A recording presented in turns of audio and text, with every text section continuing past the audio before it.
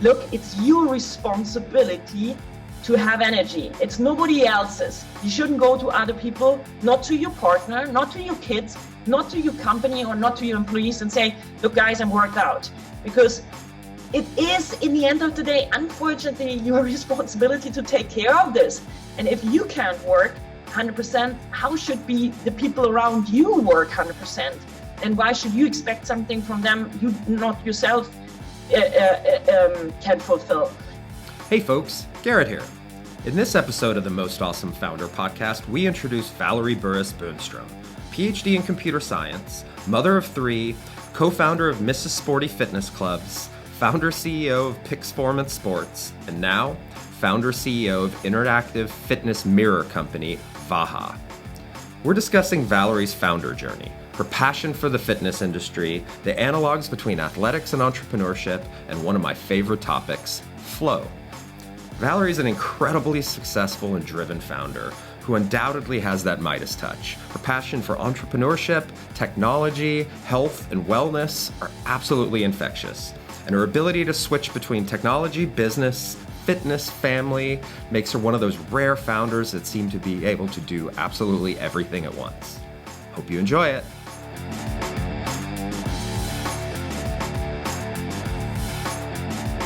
This episode is brought to you by WHU, the Otto Beisheim School of Management. WHU is reshaping the way students learn about business, management, finance, and entrepreneurship through its innovative programs and partnerships in Germany and across the globe. To learn more about this globally ranked university, visit whu.edu today. Coming to you from WHU on the banks of the Rhine River in beautiful Vallendar, Germany. This is the best and most awesome founder podcast. A show about entrepreneurs, innovators, advisors, and educators, and the stories that make them who they are today. Valerie Bures-Bönström, thank you so much for joining our podcast. As you know, we've been looking forward to having this conversation for a while. You and I have a lot of very similar interests, so welcome. Looking forward to our conversation. I'm really happy to do so now. Wonderful. So I like to start all of our episodes with a little bit of storytelling. And knowing a little bit about you, I'm really looking forward to hearing that story. So maybe if we could kick things off, you could start by kind of telling us where you come from and a little bit about your entrepreneurial journey to where you got to today. Yeah, basically my journey started a little bit with my mother telling me that I'm not supposed to study sports, even though I was really fascinated to spend my life with sports. But she was telling me, no, you won't make ever any money with sports, so better study something good. So I went on and studied computer science, which was actually an amazing chance for me, learning how my brain works and what I cannot get out. And then I got to know my ex-husband, who had the idea to found Mrs. Sporty, which obviously was a great idea in terms of doing something with sports. But at that moment, I didn't believe that the world needed some more fitness clubs. Anyhow, the first time I was standing in these kind of like small clubs where you see women around 50 years happily working out together and more focusing on moving together and really doing, sorry. It's okay. It's okay. It's the era of Zoom. We're used to it. At home. Yeah, really moving together and having fun together in the community. I was sold on the idea. And that's what I did 17 years as first COO and then CEO. And most motivating has been to see the journey of all these women in Mrs. Sporty. But we also understood very soon in 2011 that the needs of women in our fitness clubs become different the more, let's say, the knowledge of health and fitness grows within that target group. And I realized that the woman 10 years, let's say, before was different than the needs of women today. So today we have really like highly educated women. And that trend was already visible in 2011. And I believed we need to develop a new kind of, let's say, training possibility. And that was actually Pixformance. So we created a personal digital trainer because I knew that when we offering functional training to our women, we can train athletes, but we can also train beginners or people who have health problems. So functional training, to offer that, I think it's an amazing idea to really train everyone on their level and also progress them. And then on the other hand, we know that functional training needs a lot of assistance to do it right and to also get progression. And that's why we said, let's use technology to support that growth. And that's how Pixformance started. This company is already also 10 years old now. And we understood then also in the later part that Mrs. Sporty is unique because we're really caring about the quality and the assistance of our customers, but that not goes for the whole fitness industry. So we understood then we really need to go into the medical area and use that well-developed technology to grow. And after focusing for a long time in the medical area and also seeing Pixformance develop into the market leader, then I missed, after I left Mrs. Sporty in 2017, this direct contact with our customers. And that was basically mainly the reason why I was then very open when a friend of mine pitched me the idea, hey, why don't you do Pixformance for end consumers? Why don't you bring Pixformance home to us? I was very open for that idea. And that's why and how I got to found Vaha in 2019 in June. And that's what I have been focusing on the last 1.5 years now. Cool. It's an interesting journey to me because you're obviously into sport, but then you have this background. I believe you have a doctorate in computer science, right? Yeah. And then you went to a very analog business model, which was building fitness studios. And it took many, many years for you to get back into technology again. Was that accidental, or did you have this desire to go back into tech after so much time building Mrs. Sporty, or was it just a serendipity that led you there? Yeah, I mean, most of the things are very simple things in life, right? So I always knew I really wanted to have a big family, and I always wanted to have 5 kids. I have 3 now, which is good, almost there. And I dreamt about really combining some intellectual work where you can get challenged, because I'm all about in flow, where you get challenged and you can really move things, but you still can combine it with family. And that's why I dreamed of a career at university and wanted to become a professor. And that's why I started my Ph.D. at that time. But then I also had that feeling in university work that you don't exactly get that feedback from people that you change their life. And when I got into, accidentally dragged into that business where you're standing on the street and convincing people to do sports and change their life, I understood how much power that has, because we could see if people followed our advice, they actually changed their lives. And I feel that I was so fascinated and by the chance to really having an impact that it took me, for at least a while in my career, it dragged me away from my original passion to do this intellectual work and work with technology. But in the end, and that's, I think, most stories probably, if you have 2 passions inside your heart, let's say hopefully at some point you can combine it. And that's where I'm feeling I'm now. I can combine my passion with, having impact and seeing members really changing the lives. And that's the most beautiful thing for me, to read that in the community we're having. But on the other hand, work on that real tech challenges and standing in front of these big problems, and you don't know how to solve them, but eventually you find the solution for it. Amazing. I'm interested in something that you said earlier that I want to come back to, which is when you started studying computer science, you were really interested in the mind. And then, of course, you just brought up my favorite topic of flow. I work with a lot of software engineers that have their own kind of hacks and ways of getting into deep focus, deep moments of immersive work and deep concentration. And as an athlete myself, that's where I've usually found my flow. Do you see a lot of analogs as someone that lives in both worlds that, can be dealing with deep technical challenges and also in the sport and fitness community? Are there things you've learned from those experiences that cross over? Yeah, I think that's super fascinating topic, as you know.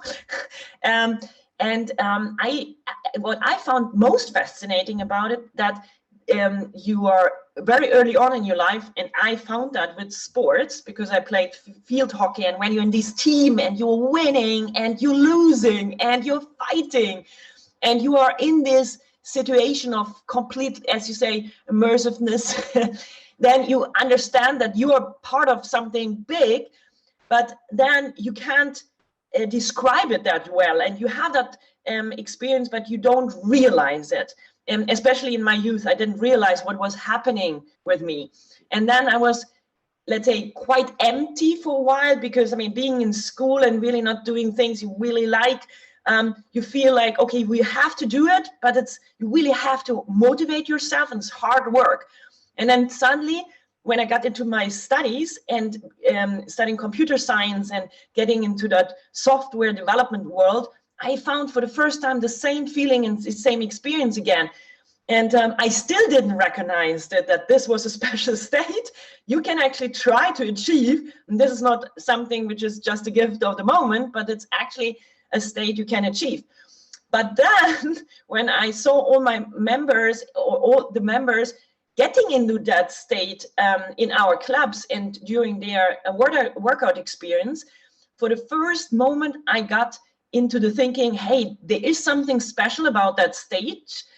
It's about happiness, it's about satisfaction, it's about achieving goals. It's all a lot about taking energy from it, so energy source. Then I started to think that must be something special. Other people must have thought about it. And then I actually started to look for research, and I found it. It's interesting that you not naturally immediately, I would say, detect it if you haven't heard of the concept. And I think that's why it's great that people like you exist and hopefully me, who are trying to actually get that word of mouth out and say, hey, this is something, if we're seeking for it, we can probably achieve it. Right.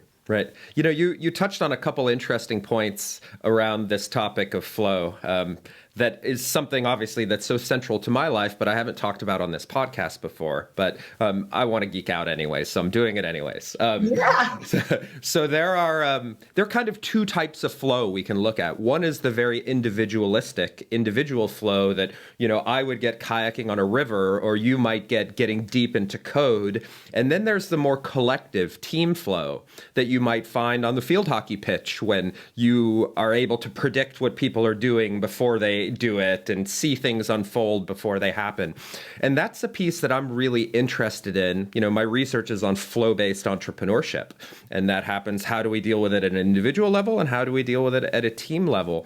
Obviously, this is central to your life. You did name your company Vaha, so which I believe is Punjabi for flow. Is that right? Yep. So it's obviously central to your life. Do you find ways that you incorporate flow not just in your individual life, but in amongst your team and amongst your organization as well?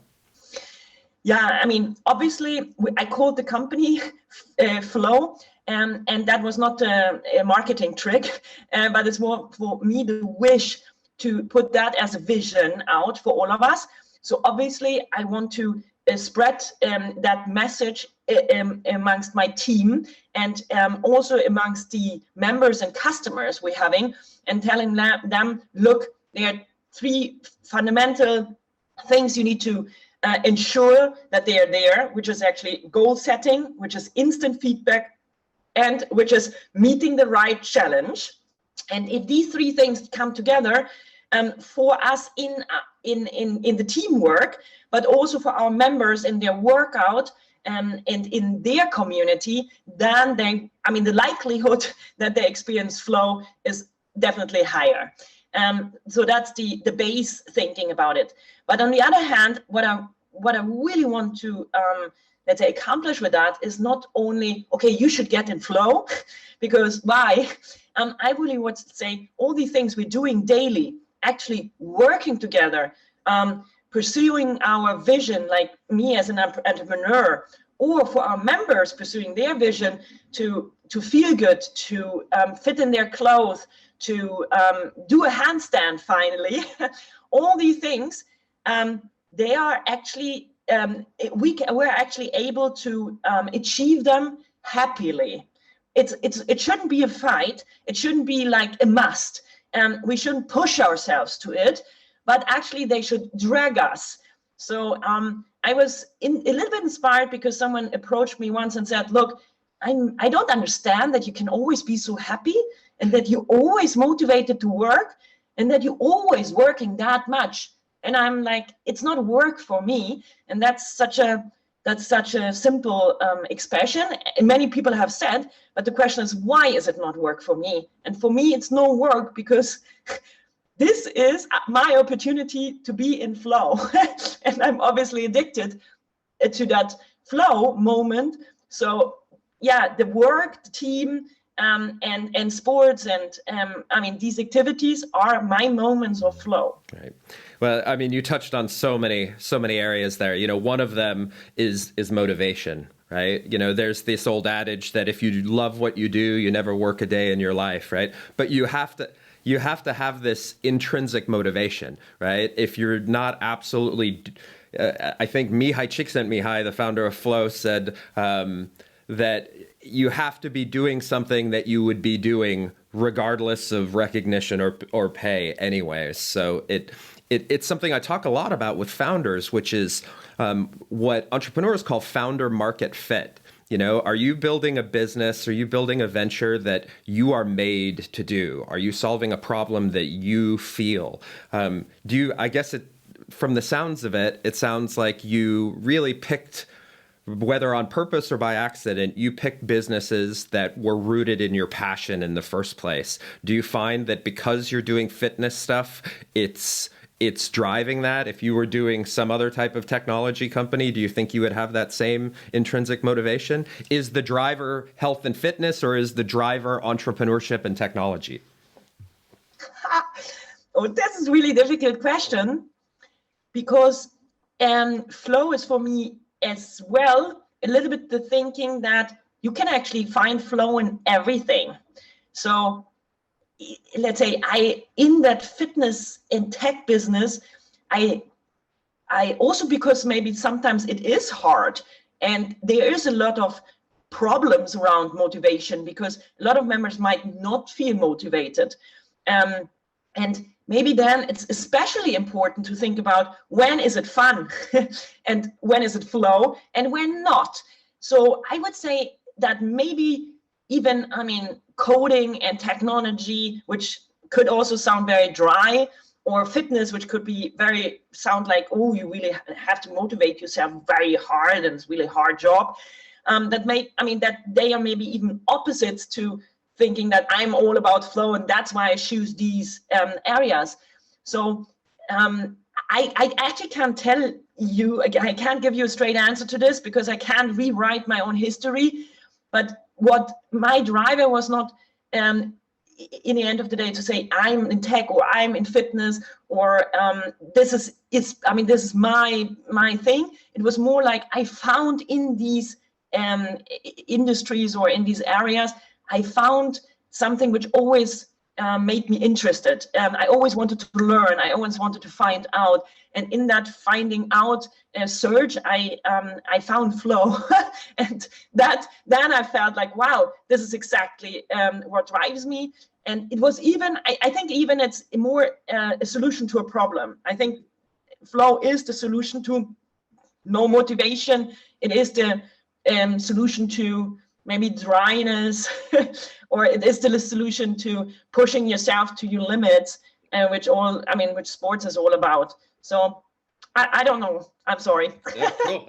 Fair enough. Well, I'm going to pry a little bit more on that topic, and I'm going to talk about one of the critical triggers of flow that you mentioned earlier. And I might need to preface it for the audience, but it's the challenge skill balance, right? So if you imagine, you know this already, but if you imagine an X and a Y axis, and the challenge being on the Y axis and the skill being on the X axis, flow happens somewhere in the middle. If you have too much challenge and not enough skill, you get anxiety. If you have too much skill and not enough challenge, you get boredom. So thinking about it in athletic pursuits, you can tone down the challenge relatively easily. You can say, okay, I'm going to turn down the knob on this. I'm going to slow things down. I'm going to lift a lighter weight. I'm going to do it a shorter period of time.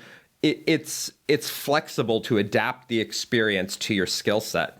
However, as an entrepreneur, you don't always have that luxury, especially as you're creating new things, you're facing challenges that people have never seen before. How do you find that spot for yourself where you can really get into flow in those environments that the challenge might be far surpassing your skill level? I love that question because it is something I thought a lot about. And a lot of my C-levels and teams I've worked with always ask me the question.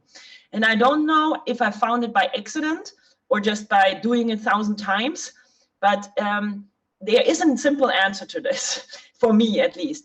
And I just want to show that in an example. We do have a head of performance, and he asked me, like, Valerie, you set the goal to sell 10 times more than what we're selling today, and that's what we need to achieve. How should I do this? This is crazy, 10 times, right? So this feels like an impossible challenge, and you haven't done it before, and the product is new, and how should we do this? And then I said to him, look, trust in the process. And what I mean with that is that actually every challenge, how big it appears or whatever you think you want to achieve, you can always break it down in many small little steps. So it's never that big thing if you manage to if you manage to detach yourself from that goal and just thinking like, okay, what could be the next small steps we could go, and if we do everything right, how would that look like? So I'm always trying to break it down into small steps and then telling them, look, don't think about the big goal, think about the process and do the process like 100%, maybe hopefully 300% right, and I promise you will get there. So, and I do think that's something I learned from computer science. When you're trying to solve a problem, there are always like 2-3 ways how you can approach that challenge. And most of the time in computer science, you even do 3 ways at the same time. You're building these trees, and you're just working yourself from one tree point to the next tree point, and you're always seeing ahead on that next step. And then eventually, when you're going 3 paths and worked all these little tree angles, then there's a big tree coming, and there's the solution by all of them. And that's amazing, because people always came back to me and said, Valerie, I can't believe it. We're half a year later, we are a year later, we managed, even though it seemed to be impossible. And that's by just trusting the process. Right. That's it's pretty incredible when you can pass this kind of experience on to people. I've been spending a lot of time with entrepreneurs, trying to kind of train them a little bit. And oftentimes when you provide the concept, they can break it apart. Entrepreneurs by nature, I think, are at least perceive themselves as optimal performers. They're always looking for ways to streamline their experience. In a larger organization, as you grow, in my experience at least, it gets a little bit harder to manage and lead that. Do you actually put some conscious effort into bringing this kind of flow-based culture into your organization? Is it a topic that you educate your employees on? Is it literally part of your corporate experience? Yeah, that's also very interesting because I'm not such a big believer in these, let's say, how I call it, broadband messaging. So I would say if I'm standing in front of all my employees and say, hey, guys, you need to experience flow now, and it works like this and that, it's very hard for them to really understand what I'm even talking about. As much as I feel I had a hard time to detect it on myself when I experienced it. So I learned it over many, many years. So the strongest experience, or let's say the strongest way I feel I can give that message on, is working with people closely and showing them that we can go that path together. So I'm often, let's say, picking people who I feel, okay, they have the ability to learn, they want to learn, but they're kind of like frustrated maybe by the big goals they have. And if I feel actually there's the ability, and here we are also again on the flow concept, I don't think if someone doesn't have the ability to go very far, you shouldn't even try it, because that person will end up in this over-challenged anxiety part. So you need to see who is able to do what. But if I feel there is the ability to kind of like push the boundaries now, I'm trying to take them by the hand and saying, look, I'm going to show you now that we can break the barriers which you have in your hand, and we can be so much better. And my experience is, if I have that once with a person, it's kind of like never go back experience. So they will pass that on to their people they're working with, and they keep that experience so deep in their heart. I mean, that I'm even getting Christmas cards from people I've been working 10 years ago who are still telling me about that this was an amazing experience. So I feel you probably have to bring people to the point where they felt it to have a real impact. I'm trying, still I'm talking about it, of course. I wouldn't say like, Vaha is called flow and we're not talking about it. Yeah. But in the end of the day, I know the big impact it only has when I can give people the experience and show them, look, here you experienced flow, here you pushed the barriers. That's how you did it, by trusting the process. And now you run by yourself. Mm-hmm. Right. Awesome. I was thinking about one of the other critical mechanisms of flow is deep concentration, right? Getting into that state where you can be focused and eliminate distractions around you. In my experience, you put me in the middle of a whitewater rapid on a river and I'm there. The environment is conducive to it. The risk is conducive to it. But as a founder, and not just someone working for a company, but someone leading a company, where you wear so many different hats in a day, you may jump from product to HR to finance to marketing to problem solving to putting out fires. Add on top of that you're a human being, you're a mother with 3 children, you're running multiple companies. How do you find those deep, immersive, concentrated moments? Are you able to just block out distractions with your mind, or do you have to create a special space for yourself to really be productive? Yeah, I would say it's both. It's a combination, because when you're talking about it, I realized, I was the goalkeeper in my hockey team, which says a lot. And our team coach always said that I had that ability to kind of just shut off and just focus on when the ball was coming. And I was so focused on just doing my job back there in the goal and didn't get distracted. So I think you probably have to have a little bit of a tendency into that, I would say. But on the other hand, I had 8 years of professional coaching on my side. And I really want to point that out, because I feel that so many people think that they should do it by themselves and everything should be just perfect coming out of themselves. And I absolutely don't believe that. If you want to be a top athlete, you have a team of coaches around you. So I feel as an entrepreneur, you need to find your coach team too.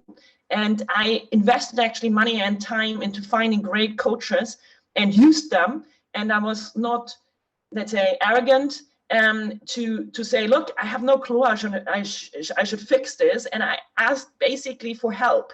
And not feeling stupid to sound stupid, or to actually acknowledge that you have no clue about it. So I did that.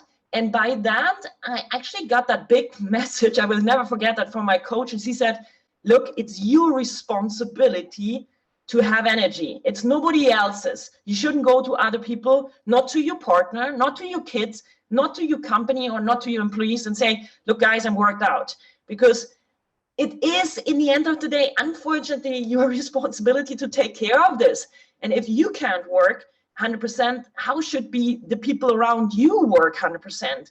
And why should you expect something from them you not yourself can fulfill?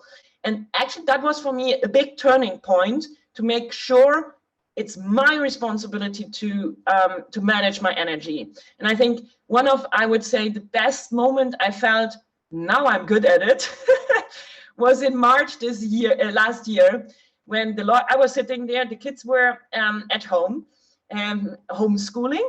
I was sitting there, we just launched Vaha, and we're starting selling. Our CMO unfortunately quit because she was pregnant. So I was sitting there and thinking like, okay, I have to do my CMO job. I just launching the product of my newest company. I have 3 kids at home who need homeschooling. I still want to do sports and go to my horses and go out in the nature. How should I do this? It's like impossible. And I really spent time thinking like, you really need to think about that this situation actually never comes back again, or how do you handle the situation? And I can't go now to my shareholders and say, hey, you gave me a lot of millions, but I can't execute on it because I'm sitting here because of COVID and my kids are at home. So I try to actively think, what are the solutions, trust in the process. And that was the moment where I decided, okay, I will go here to Iceland, move the whole family, and try to spend the summer here, see how the whole situation will evolve. And then luckily in autumn, we decided to bring the kids to school here in Iceland, which made it possible that in the last 3 months, where everybody else was sitting at home, and I feel really sorry about everybody because I know how hard it is, but I felt super lucky that I took that decision to be able to work now and having the kids at school. And that's very simple example, but it allows me now to go riding every day for 1.5 hours, to have my time out, them to not feel sorry or have any problems to feeling how they develop. They go to school to do my job. And it's not that it's just lucky, I would say, but it's actually long-term preparation to feel these things coming and to prepare for them, and also by that protect yourself by taking the responsibility for myself. So it's a very simple example, but I think it's very important for all entrepreneurs to think, how do I structure my private life? How do I structure my private time? How much private time do I have? It has a huge impact on the whole businesses. Amen. And it's something that so many founders struggle with. You know, I did as well. At one point in one of my ventures, I gained 20 kilos and lived out of a suitcase and was stressed out all the time. And that's actually what got me so interested in this topic of optimal performance, because if you are not in control and you don't have a sense of autonomy, which again triggers a flow, if you don't have those feelings, it's very easy for that imbalance to get bigger and bigger and bigger, which leads me to my next question, where I can dig a little bit deeper into a day in the life of Valerie, which is, we all have, you mentioned bringing the energy, that you're responsible for bringing the energy, and we all need to either tap into our reserves of energy or create them on a daily basis. So many of us have different tips and tools and tricks that we use in our lives to kind of replenish and refill our stores of energy. As an incredibly busy person, can you share some of the things that you do to kind of prime the pump for peak performance each day? Do you have habits or tricks that you use? Yeah, I feel habit formation is a really important thing to get structured, because I would say most entrepreneurs, or many, are control freaks. I mean, trying to be on top of everything and getting a good feel of where the business is. And the question is, how is that possible? I wouldn't say that my habits are good for everyone, but I mean, maybe they are an inspiration. Like, for example, most of the week, I'm not answering emails. I do read them and I pick some out which are important, but let's say 99% stays in my inbox, and I will only work on emails really starting on Thursday, Friday, and then over the weekend. And why do I do that? It's mainly because I feel in the week I have my head full of, let's say, things like priorities, which are setting per week, which I really want to get done. So I want to get into action. I don't want to feel like I have to work things off. So this is really important to giving me the space of 4 days a week, let's say till Thursday, where I really feel I want these 3 things to happen this week. And I want at the end of the week to feel I was really productive this week because I got this done. I moved this forward. So I'm setting myself goals for each week, working on them till Thursday. And then from Thursday till Sunday, I'm working off my emails. And this email thing is also something where I do not, when I'm not answering only an email, but I'm thinking about what does that mean? What does that say about the person that she or he answered and wrote me the email like that? Sometimes there are documents attached. I really want to have a free head to read them. I don't want to be in my day-to-day business and then read it quickly through so that I have it done. And then I miss a lot of things which could have had a big impact. So I'm trying to sort the different types of tasks into different time buckets so that my head can be prepared for that special activity. Or for example, my OMA meetings are always in the morning. I'm from 8 to 4 o'clock. I'm totally, in half an hour things, I have all the meetings. And then I'm in this moment of coaching, of thinking with the people and being with my team. But in between that, I could never read a document and make some smart comments or think strategy, because then I'm in an action mode. So I'm sorting my week into different chunks of type of work. That's one big, let's say, learning I had, and I'm super strict about it. So people sometimes ping me on things like 7 times, and I'm okay with that. I don't feel bad with it. But there's also many people who getting an answer in a minute or in a second, because I know this drives the business right now. This is really important for us. And they learn it. So they learn that's actually priority game for me. It's not this person is more important than not. It's actually based on priority of the company. And then, of course, privately, I'm also structuring my week into time slots. Like every morning, I'm having breakfast with the kids. Then they're going to school, and then have the time for my meetings. And before that, I'm always standing up like 5 or 6. I do have 2 hours where I'm by myself. And it's really funny because these 2 hours, mainly I'm doing, of course, yoga or sports, not right now with COVID, but a lot of yoga right now. And I'm using this time purely to think. It's really weird. It's really nonsense time. I'm sometimes drinking coffee. I'm reading some news. Sometimes when I have important emails, I'm pushing them in that time to have under the week thinking time. But I'm using these 2 hours for me. This is like everybody's sleeping and I have 2 hours for myself.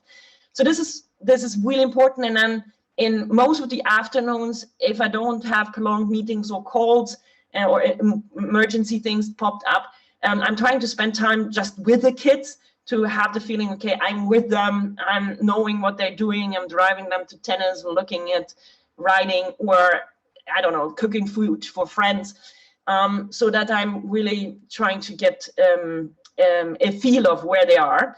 And and then in the evenings, most of the time, I have 1 hour, 1.5, I'm going very early to bed. It's most of the time also still some emails, something which was important to look at. But let's say I'm really then picking what is important. I'm not taking, I'm not working off emails.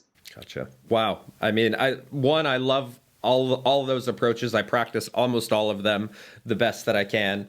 But I can't see how you lack energy, Valerie. It's incredible how much you get done, which leads me to one other question I want to ask you, which I think is so important. There's a number of authors have written about this, a number of researchers. They call it the growth equation, which is strain plus recovery equals growth. I hear you doing your work for 4 days a week and then Friday, Saturday, Sunday focusing on emails and family and all these other things, and your schedule is so disciplined and structured. Where do you find time to rest and recover? Do you actually schedule that in as well? Because it sounds like you use every waking minute of every day. Yeah, that's very important as well, because I think you also have to be honest to yourself what you can and what you can't do. And I talked about that also with my coach. And I was like, for example, I hate holidays because you are preparing 1 week before, then you're trying to switch off 1 week, and then you're coming back and you have hell, right? So it was like, why should I go even on holidays? Because before and after, I get so much stress on top of it that this week in between where I'm switching off completely, it doesn't really help me. I don't feel then, I mean, even if I feel recovered, then this is done by the week after. So I got this very good comment, she said, why don't you do like weekends vacation where you're really going more regularly, but then a little bit less time? And I was feeling like, yeah, that's pretty good. It's a good thinking concept. And I worked on this for many years. And then I felt also weekends are for me tough. And I need to find another solution. And it's very funny because I mean, many people know I'm passionate rider, horseback riding. And I do have 3 horses here. And I feel that's actually it's an obligation because I have to go there, and that's really good because if I don't go there, I have a problem, a social problem with my horses, and that forces me to go there. And when I'm there, I'm not mainly like 99%, I'm not taking any calls. I don't have anyone around me. It's really just, let's say, time by myself. And this is for me like mini vacations every second day or every third day, where I get 2-3 hours out, and I'm really feeling recharged. And it's very funny because I've even had days when I'm ill a little bit, where you feel already you're on that edge of maybe doing a little bit too much. And then you think, okay, when it's bad weather, it's really cold, and you still go out there to the bloody horses, it's maybe really making you ill, but I always felt I was better afterwards. I could sleep better, I felt better, I was more healthy. So this is, for example, one way for me to really recharge. So I'm trying to do these mini vacations, always in between, where I'm taking more time. And I even have scheduled it in my schedule to take time off, to take time for myself and regain energy. Right. I love that you use the horses as an approach because obviously it's something you're passionate about, but it's also that amazing cascade of neurochemicals that happens, right? The dopamine from riding the horse, the oxytocin from the emotional bond, which is actually a great primer for flow. It is the same kind of cascade of chemicals that will get you there as well. That's amazing. Yeah, it's cool that you know that because not so many people know it. And I think it's really important that you understand also kind of like what mini vacations bring you in that state. And it's really funny. I mean, if I going into the stable and I hear my horse kind of like already saying hello to me, it's kind of like this, woo, fun, you're happy. And everybody, I think, should find their sources of energy. But this is a big one for me, is I'm not the type of person who can say, look, I just sleep 2-3 hours longer and relax by that. So I think you have to be honest to yourself, what is relaxing, what is giving you energy, and then pursue that. It doesn't make sense to force yourself to rest in a certain form you can't do, or which is not giving you anything. Yeah. Hallelujah. We all have to we're all individuals. We have to find what works for us, for sure. I know we're a bit pressed on time. I want to ask you a couple quick rapid fire questions to wrap things up. Maybe the first one may not be totally rapid fire, but I love asking people this. You have now been an entrepreneur for almost 2 decades, multiple different companies.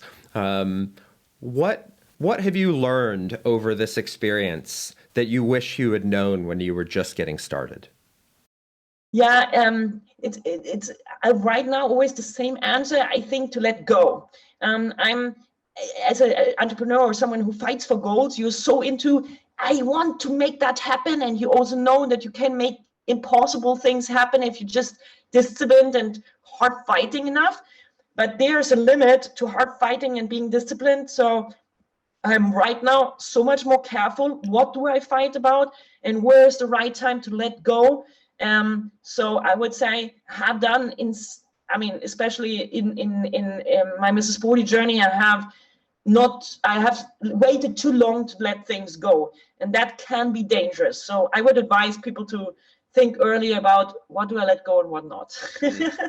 That's a good one. All right, real quick. I love seeing what people read. It's like an insight into their minds. Do you have a book you're reading or something that you could potentially recommend? Yeah, to be honest, I'm not like, there's so many entrepreneurs who are like reading all the time. I do that for some periods, but then I'm letting go again. Right now, I'm actually, of course, reading a book about flow. It's called The Art of Learning. I don't know if you know it. Of course. It's amazing. Yeah, for me, it's funny. I have some topics I'm currently interested in, and I'm reading a lot about it. Then I let go sometimes from the topic and read nothing. And then there comes the next thing. I'm super into it. And then I read a lot about that again. Awesome. Last question. When you're doing yoga, you're working out, you've got those AirPods in, what's on your playlist? Oh, I'm really bad with music. So I'm pushing our yoga teachers and our instructors to really do the playlist and do good playlist, because I'm so stupid with music. I can always say, this is not what I like, or this is not energizing me, but I have no clue. Honestly, I'm kind of this stupid person. I could say the only music I can probably remember is Michael Jackson or something, right?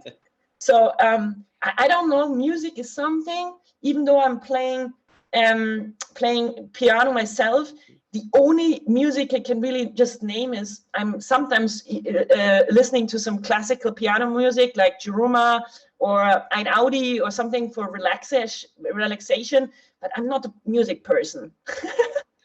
Well, the best flow you get from music is when you're playing it yourself. At least that's what I found as well. Valerie Bures-Bönström, I could have this conversation for hours. There's so many things I'd love to talk about. Maybe we'll have to do it again, but it was an absolute pleasure to have you on the show, sharing your founder journey and discussing one of my favorite topics with me. Yeah, huge pleasure for me too. Thank you so much, and best of luck on the journey ahead. Thank you.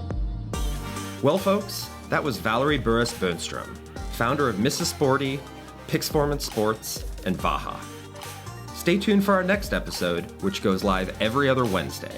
Until then, be sure to check out our website at mostawesomepodcast.com, follow our channel on YouTube, and subscribe on Spotify, Apple, or your favorite podcast streaming service.